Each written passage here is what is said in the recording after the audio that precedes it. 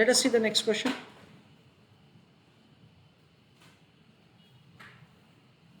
ABC Corporation is ordering a special purpose piece of machinery costing rupees 9,800 with a life of 2 years, after which there is no expected salvage value. The possible incremental cash flows are as under. So year 1 and year 2 का हमको cash flows का information दे रखा है. It is 6,000 and 8,000 with the probability of 0.3 and 0.7. First year के cash flow के हिसाब से second year का हमारा परफॉर्मेंस क्या होगा वो हमको दे रहा है. सेकेंड ईयर का कैश फ्लो ये होगा. अगर फर्स्ट ईयर का कैश फ्लो 6,000 है, सेकेंड ईयर का कैश फ्लो ये होगा. The company's required rate of return is 25%. Discounting rate दे रखा है. Draw decision tree and decide whether the project should be accepted और नॉट. उसके बाद हमको second part of the question दे रखा है. Second part of the question बाद में पढ़ते हैं. First part of the question में हमको ऐसा दे रखा है दैट से आपको डिसीजन ट्री बना के ये बताने का है दैट से weather the project should be accepted और नॉट. फर्स्ट ईयर का परफॉर्मेंस, उसके ऊपर से सेकेंड ईयर का performance, that is what they have provided. ठीक है, चलो आप लोग भी डिसीजन ट्री बनाओ, मैं भी बनाता हूँ, और उसके बाद हम लोग एनपीवी का कैलकुलेशन करते हैं.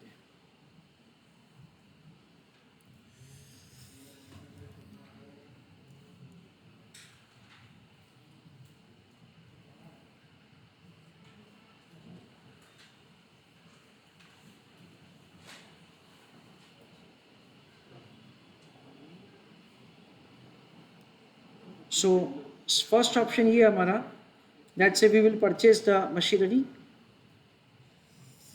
सेकेंड ऑप्शन ये है दैट से we will not purchase the machinery.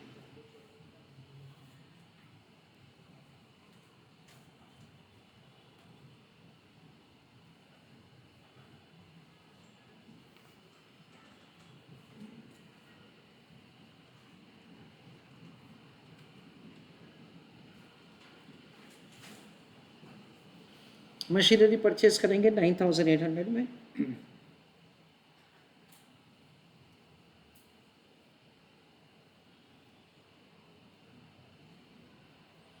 Otherwise do not buy machinery. उस केस में हमारा प्रोजेक्ट खत्म हो जाएगा. मशीनरी खरीदेंगे तो फर्स्ट ईयर का हमारा परफॉर्मेंस क्या होगा उसका अनसर्टेनिटी है.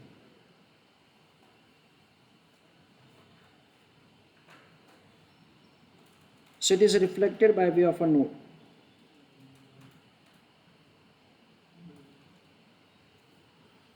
फर्स्ट ईयर का कैश इनफ्लो होगा या तो 6,000 या तो 8,000.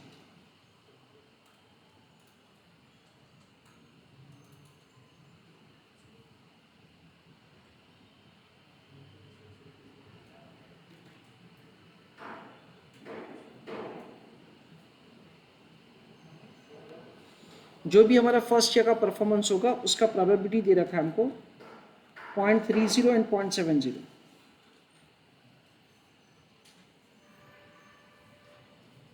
Based on year 1 performance, year 2 performance have been given.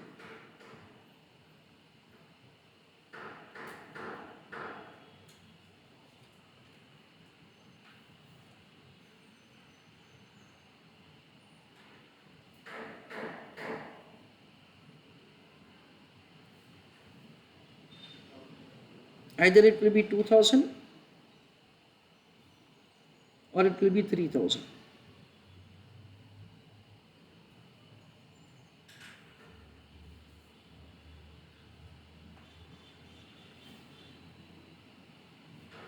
वहाँ पे 7,000 और 8,000.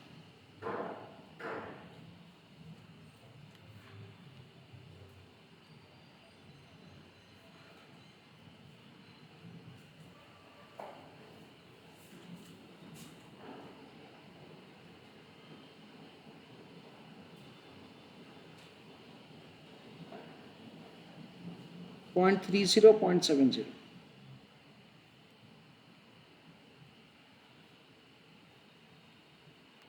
Seven, 8, 0.50, 0.50.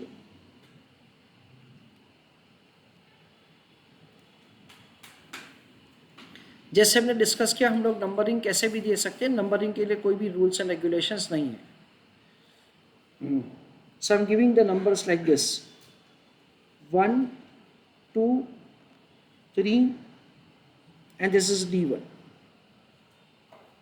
1, 2, 3 के लिए कोई भी ऐसा रूल्स एंड रेगुलेशंस नहीं है.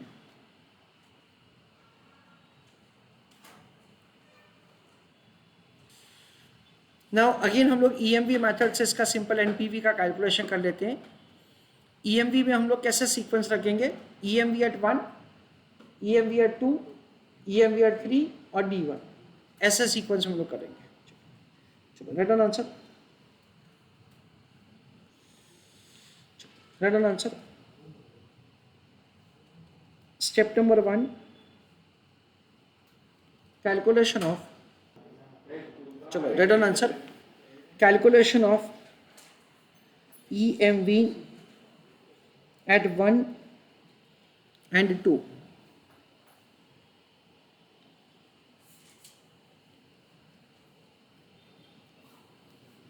EMV at 1 का कैलकुलेशन कैसे होगा? देर आर 30% चांसेस कि आपको 2,000 रुपये मिलेंगे, एंड देर आर 70% चांसेस आपको 3,000 रुपये मिलेंगे. 600 प्लस 2100, तो आपको क्या मिलेगा? 2700 रुपये मिलेंगे. ये आपको कब मिलेगा? ईयर टू एंड मिलेगा. EMV at 2 में एग्जैक्टली ऐसा ही होगा. देर आर 50% चांसेस आपको 7,000 रुपये मिलेंगे. देर आर अनदर 50% चांसेस आपको 8,000 रुपये मिलेंगे. तो 3,500 प्लस 4,000, यानी आपको क्या मिलेगा? 7,500. ये आपको कब मिलेगा? Year two end. That is the way we are required to find. Step number 2,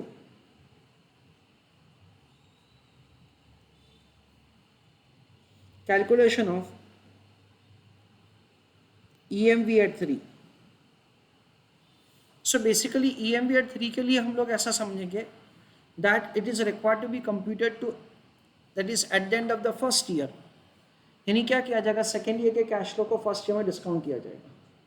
second year का कैश फ्लो जब फर्स्ट ईयर में डिस्काउंट होता है तो फर्स्ट ईयर का फैक्टर लगता है. तो EMV at 3 का कैलकुलेशन कैसे होगा? EMV at 3 का कैलकुलेशन होगा 30% चांसेस है कि आपको 6,000 रुपये मिलेंगे, और ये जो 2700 रुपये है उसको हमें फर्स्ट ईयर में डिस्काउंट करना है friends. So into PVIF at 25% for first year. Importantly second year का जो परफॉर्मेंस है that depends upon the first year का performance. And there are 70% chances. Cash flow क्या होगा? 8,000 रुपये प्लस 7,500 रुपये into PVIF at 25% for first year.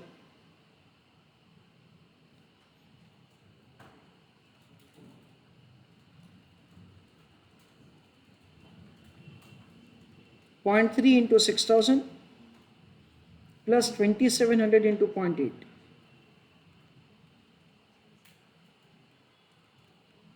plus 0.7 into 8,000 plus 7,500 into 0.8.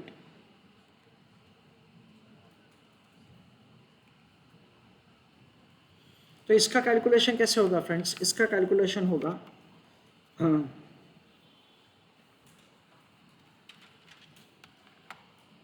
2,700 into 0.8. जो भी आंसर आता है उसमें हम लोग 6,000 ऐड करेंगे. 8,160 into 0.3, that comes to 2,448 plus 7,500 into 0.8 यानी 6,000. 6,000 प्लस 8,000 यानी 14,000 इंटू 0.7, दैट कम्स टू 9,800.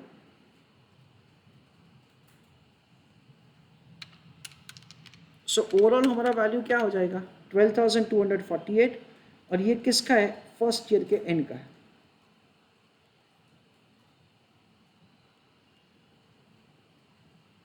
चलो get down the answer. Next, Step number 3,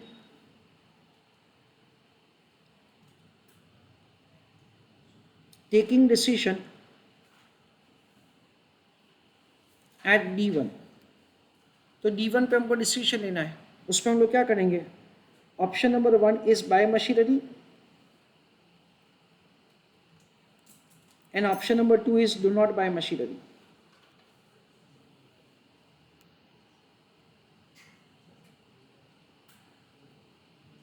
उस पर हम लोग क्या लिखेंगे? Present value of the cash inflow, investment, और हम लोग क्या लिखेंगे? NPV.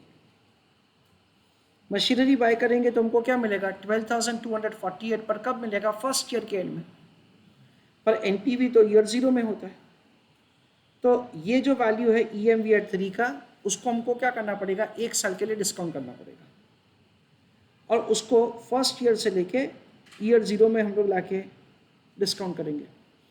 So 12,248 into PVIF at the rate of 25% for a time period of 1 year. So 12,248 into 0.8. So that comes to 9,798.4. Investment है 9,800 और एनपीवी होगा 1 रुपी 60 पैसे नेगेटिव. डू नॉट बाय में क्या हो जाएगा? 0. So we understand that's over here. Let's say between these two options, we will go for the second option. क्यों? क्योंकि फर्स्ट ऑप्शन में एनपीवी नेगेटिव है, तो हम लोग बोलेंगे मशीनरी खरीदने का कोई ज़रूरत नहीं है. फ्रेंड्स, हमने और कोई भी मेथड से आंसर किया होता तो हम डेफिनेटली एक्सपेक्टेड एनपीवी नेगेटिव ही आता. चलो, second part of the question. Suppose now the possibility of the abandonment exists and the abandonment value of the project at the end of the first year is 2,500. You are required to revise the decision tree and decide whether the project should be accepted. That is the question. उसके बाद और एक चीज़ भी दे रखा है, इसको अभी मैं इग्नोर कर रहा हूँ.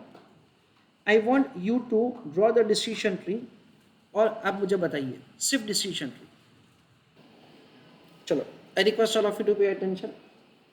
देखो, basically we are required to start with the decision like this.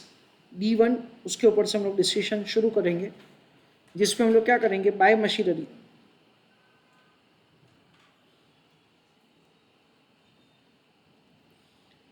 कितने प्राइस में बाय करेंगे? It is 9,800. तो ईयर 0 में हम लोग 9,800 से मशीनरी बाय करेंगे, और otherwise do not buy machinery.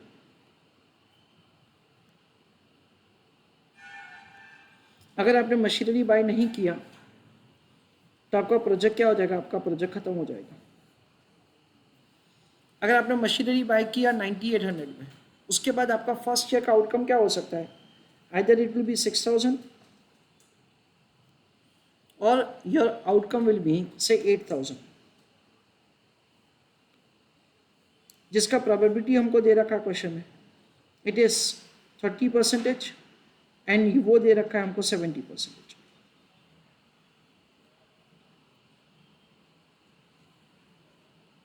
This is 0.30 and this is 0.70. ना जो भी हमारा फर्स्ट ईयर का बिजनेस होगा, उसके बाद हमको ये डिसाइड करना है क्या कि whether you should continue with the business in the second year or you should close the business and sell ongoing business to anyone for 2,500. चलो, करण हर्षित ध्यान दो. यहाँ पे हमको क्या करना है? हमको यहाँ पे फर्स्ट ईयर के बाद ऐसा डिसाइड करना है. लेट्स से आर्यन, पता चला अगर हम लोग प्रोजेक्ट को अबंडन करेंगे ना तो हमको 2,500 मिलेगा. ओके, हाँ, हर्षित पता चल गया आपको? सॉरी, हेत पता चला आपको? चलो, so over here there comes a decision box. That is say draw the decision draw.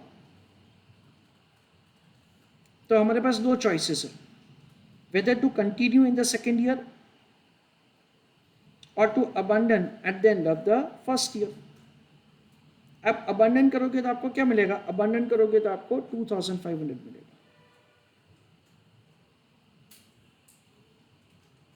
उसमें उस केस में क्या होगा, आपको 2500 मिलेगा। If you continue, then in that case again क्या होगा, there will be one of the two outcomes. Either you will receive an amount of 2000 with a probability of 0.3, or you will receive an amount of rupees 7000, sorry 3000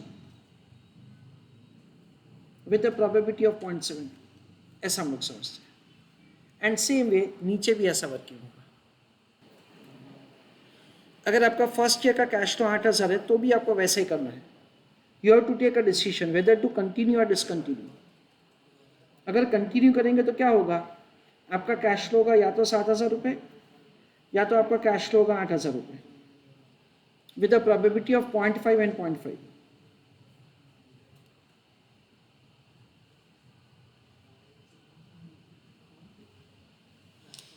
again numbering के लिए, चलो बातें नहीं numbering के लिए again there are no rules and regulations. हम लोग randomly कैसे भी नंबर दे सकते। लेट अस से दैट से this is 1, this is 2, this is 3, this is D2 and this is D3. Draw the decision tree, all of you. चलो अभी NPV का answer अपने आप करने का ट्राई कीजिए using expected monetary value method. अपने आप ट्राई करो। चलो I request all of you to write down answer along with me. Step number 1, calculation of EMV at 1, 2। Friends coincidentally 1 and 2 का EMV हमने ऑलरेडी फाइंड करके रखा है।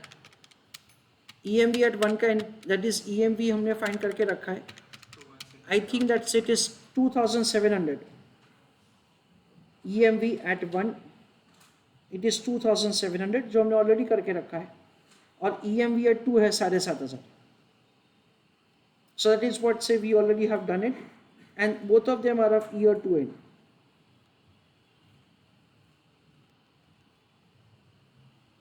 Now what we have to do, dear students, we are required to take the decision at D2 and D3। D2 और D3 पे हम लोग decision लेंगे।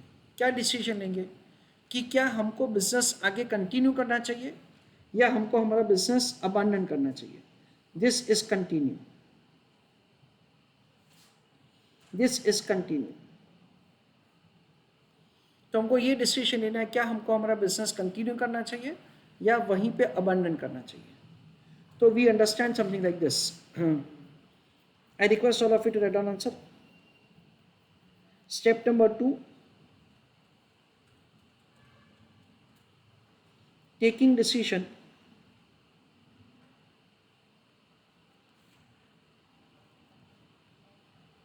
at D2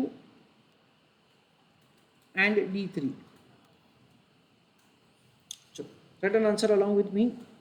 D2 D3 उसमें C यानी कि कंटिन्यू, A अबांडन।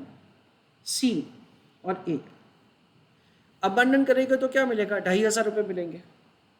और इंपॉर्टेंट ये 2500 रुपये हमको कब मिलेंगे, फर्स्ट ईयर के एंड में मिलेंगे। तो हमारा जो ऊपर वाला EMV वाला वैल्यू है ना फ्रेंड्स, उसको हमें क्या करना पड़ेगा, सेकेंड ईयर से फर्स्ट ईयर में डिस्काउंट करना पड़ेगा, और उसके बाद ही हम लोग वो 2500 के साथ कंपेयर कर सकते हैं। यानी हम लोग यहाँ पे क्या करेंगे, 2700 into PVIF at 25% for first year. यहाँ पे क्या करेंगे, 7500 into PVIF at 25% for first year once again. यानी ये कितना हो रहा है 2160, और ये कितना हो रहा है, I think it is 6000।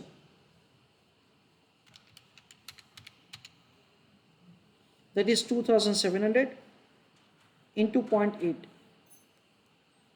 7500 into 0.8 वंस अगेन। नाउ इन दोनों में से कौन सा ऑप्शन सिलेक्ट होगा वो आपको अभी देखने का है। कौन सा बेटर है, 2160 या 2500? ऑफकोर्स 2500। तो हम लोग क्या बोलेंगे कि अगर आपका फर्स्ट ईयर का कैश फ्लो है 6000, तो आप क्या करो भाई, प्रोजेक्ट बंद कर दो. Take 2500 and you sell your existing business to anyone. अगर आपका फर्स्ट ईयर का कैश इनफ्लो है लेट अस से 8000, तो आपको क्या करना चाहिए, आपको बिजनेस कंटिन्यू करना चाहिए. क्यों? क्योंकि बिजनेस अच्छा चल रहा है. That is the way we are required to take the decision at D2 and D3.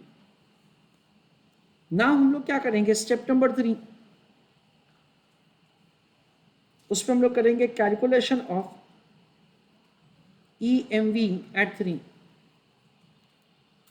Now understand carefully dear students, there are 30% chances. मुझे क्या मिलेगा, 6000.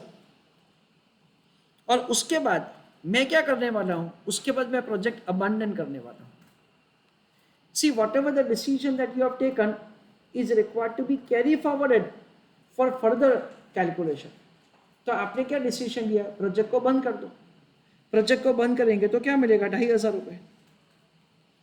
6000 फर्स्ट ईयर का है, 2500 भी फर्स्ट ईयर का है. सो दोनों को डायरेक्टली ऐड किया जा सकता है. Plus 70% chances. फर्स्ट ईयर का कैश इनफ्लो कितना होगा, 8000. और सेकेंड ईयर का कैश इनफ्लो, सेकेंड ईयर का cash flow, yes, second year का कैश इनफ्लो क्या होगा, 6000. सर 6000 कैसे लेके आए, वी अंडरस्टैंड एट से अगर हमारा फर्स्ट ईयर का कैश इनफ्लो है 8000, तो हम लोगों ने डिसाइड किया है लेट से हम लोग हमारा प्रोजेक्ट कंटिन्यू करेंगे. Since you are going to continue with the project, इसलिए आपको क्या मिलेगा, आपको सेकेंड ईयर में मिलेगा 7500 रुपये. ये 7500 रुपये जो आपको सेकेंड ईयर में मिलने वाले हैं, उसका फर्स्ट ईयर का वैल्यू कितना है, 6000 रुपये. सो देर आर 30% चांसेस. आपको क्या मिलेगा, 8500. एंड देर आर 70% चांसेस, आपको क्या मिलेगा, 14000. सो 8500 इंटू 0.3 और 14000 इंटू 0.7. सो कुल मिला के हमको मिलेगा 12350. और ये हमारा क्या होगा, ईयर 1 एंड का वैल्यू होगा.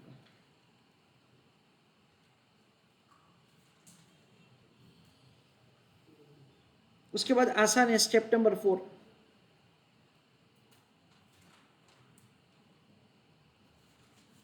Taking decision at D1. In that, buy machinery or do not buy machinery.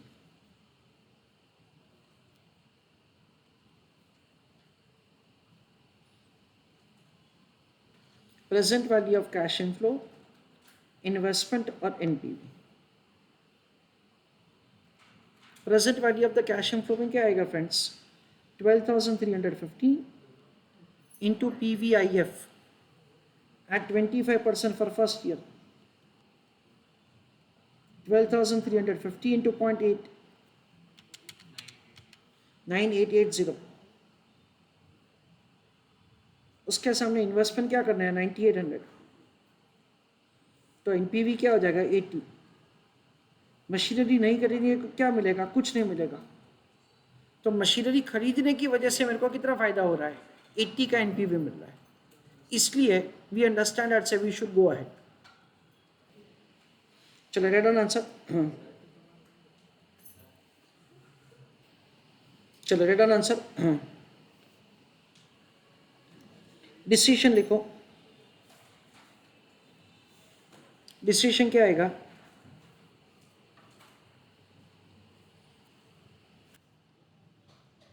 buy machinery, comma, if year 1 cash flow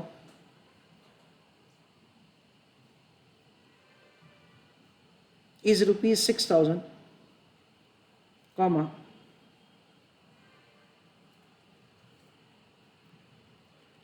abandon the project, full stop.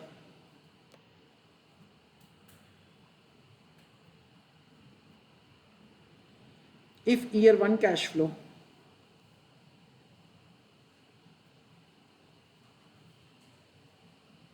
is rupees 8,000.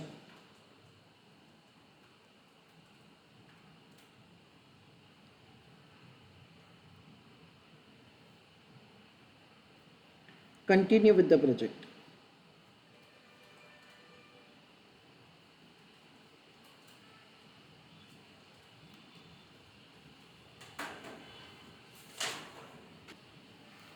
Now again मैं आपको थोड़ा explanations दे रहा हूँ. Answer तो खत्म हो चुका है और स्टिल अभी एक पोर्शन बाकी है. But before I proceed for that, I want to give certain explanation to all of you. तो धनश्री ध्यान दो यहाँ पे.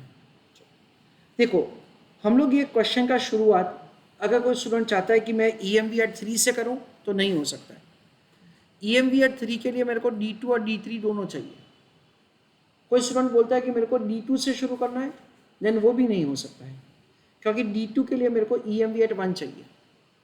कोई स्टूडेंट सोचता है मेरे को D3 से करना है शुरू, तो भाई वो भी पॉसिबल नहीं है. क्यों? क्योंकि D3 के लिए मेरे को EMV एट 2 चाहिए. मैं आपको क्या कहना चाहता हूँ फ्रेंड्स, मैं आपको ऐसा कहना चाहता हूँ, दैट से आपको क्वेश्चन का सोल्यूशन है ना, वो राइट टू लेफ्ट ही करना है. वेरीन से you will make the calculation of EMV at 1, you have to make the calculation of EMV at 2. 1 2 में ऑफ कोर्स इंटरनल सीक्वेंस कोई मायने नहीं रखता. फिर आप D2 का डिसीजन लोगे, आप D3 का डिसीजन लोगे. अगेन उसका जो सीक्वेंस है that is not important. EMV at 3 के वक्त आपको ये ध्यान रखना है दैट से whatever the decision which is taken at D2 and D3 is carry forwarded. ये आपको इंपॉर्टेंटली ध्यान रखना है. दूसरा इंपॉर्टेंटली आपको ध्यान ये रखना है कि ये जो 2500 रुपये है वो फर्स्ट ईयर का है, तो इसको हमें फर्स्ट ईयर के एंड में डिस्काउंट करना है तो ही वो कंपेरेबल है. इसको हमें फर्स्ट ईयर के एंड में डिस्काउंट करना है तो ही ये कंपेरेबल है. जब हम लोग EMV एट 3 कैलकुलेट कर रहे हैं तो ये दोनों फर्स्ट ईयर के कैश फ्लो है, इसलिए हमको D2 और D3 का जो वैल्यू हम लोग कैरी फॉरवर्ड कर रहे हैं ना, वो भी फर्स्ट ईयर का होना बहुत ज़रूरी है. एंड ऑफ कोर्स D1 के लिए this is of year 0 value, और वी अंडरस्टैंड दैट से सबको ईयर 0 में डिस्काउंट करके NPV का कैलकुलेशन किया जा सकता है. Now understanding further, that is से द क्वेश्चन में पूछा है, अदरवाइज तो it is important for us to understand. Question में दे रखा है, suppose now the possibility of abandonment exist, abandonment value of the project is 2500. You are required to draw the decision tree, हो गया. Decide whether the project should be accepted, वो भी हो गया. नाउ क्वेश्चन में दे रखा है, compare your calculations with part A, what are the implications, ये हमको बताने का है. नाउ वी अंडरस्टैंड दैट से the first part of the question में आप लोग देख सकते हो कि हम लोगों ने डिसाइड किया कि मशीनरी खरीदना ही नहीं था. भाई क्यों खरीदना नहीं था? क्योंकि NPV नेगेटिव था. NPV नेगेटिव कितना था? वंस, दैट इज 1 रुपी 60 पैसे. Second part of the question में NPV of the project positive हो जाता है. NPV of the project positive हो जाता है. क्यों दैट इज पॉजिटिव हो जाता है? ऑफ कोर्स ये अबंडनमेंट का ऑप्शन ऐड हुआ, इसकी वजह से हो रहा है. Now in both the cases you are not utilising it, you are utilising it only in D2. यहाँ पे आपको कितना मिल रहा था? अदरवाइज 2160, ठीक है ना, 2700 को डिस्काउंट करके. सो इंपॉर्टेंटली अंडरस्टैंड लाइक दिस, आपको 2500 मिल रहा है फर्स्ट ईयर में इंस्टेड ऑफ 2160. वैसे 2700 है, पर 2700 सेकेंड ईयर का है, तो डिस्काउंट करके फर्स्ट ईयर में कितना आ गया? 2160. यानी अबंडनमेंट की वजह से आपको 340 रुपये ज़्यादा मिल रहे हैं. 340 रुपये कौन से साल के हैं? फर्स्ट ईयर के हैं. NPV कौन से साल का है? ईयर 0 का है. सो डिवाइडेड बाय 1.25, मैंने इसको ईयर 0 में डिस्काउंट किया. और ऐसा होने का चांसेस कितना है? 30% है. क्यों? क्योंकि फर्स्ट ईयर का कैश फ्लो होने का 6000 होने का पॉसिबिलिटी कितना है? 30% है. सो इंटू 0.3 कितना है? 81.6. तो ये 81.6 क्या बताता है? वो नेगेटिव 1.6 से 80 रुपीज़ पॉजिटिव हुआ. क्यों? इसकी वजह से. एंड इसको बोला जाता है अबंडनमेंट वैल्यू ऑफ द ऑप्शन. चलो, right answer. This is for, that is not only for understanding, this is forming part of the answer. Right answer.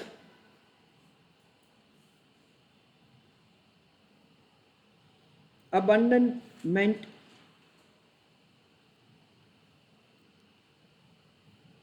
value of the project.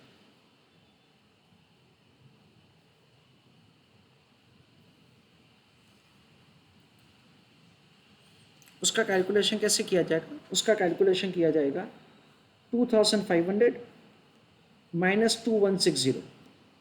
ये 2160 क्या है friends? That is discounted value of 2700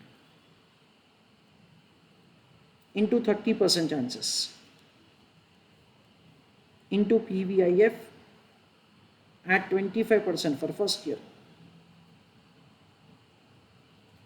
यानी क्या होगा? 340 into 0.3 into 0.8.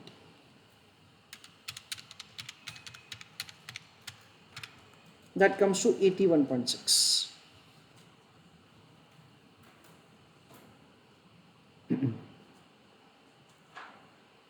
With paragraph read down.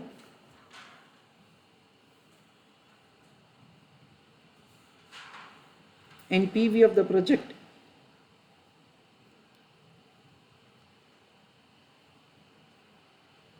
increases by rupees 81.6. Bracket में लिखो 80 minus 1.6.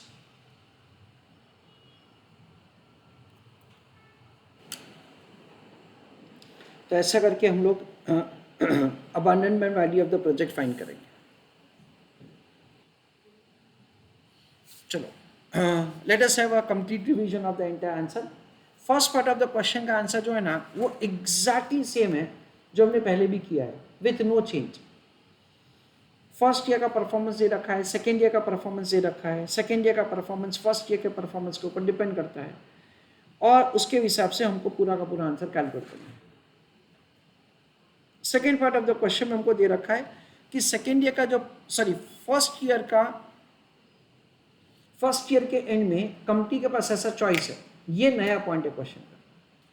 That से the company में continue in the second year और से द कंपनी में discontinue in the business at the end of the first year. तो उसका comparison करके we are required to decide कि दोनों में से कौन सा ऑप्शन बेटर है. जो भी आप डिसीजन ले रहे हो वो डिसीजन को आप आगे जाके कैरी फॉरवर्ड करोगे एंड अकॉर्डिंगली से we are required to make further calculation कि हमको क्या करना चाहिए. And accordingly we are required to take the decision. And NPV increase हो रहा है क्यों? क्योंकि हम लोग ये ऑप्शन जो है उसका हम लोग इस्तेमाल कर रहे हैं. And it increases the NPV from negative to positive and the project is becoming worth accepting.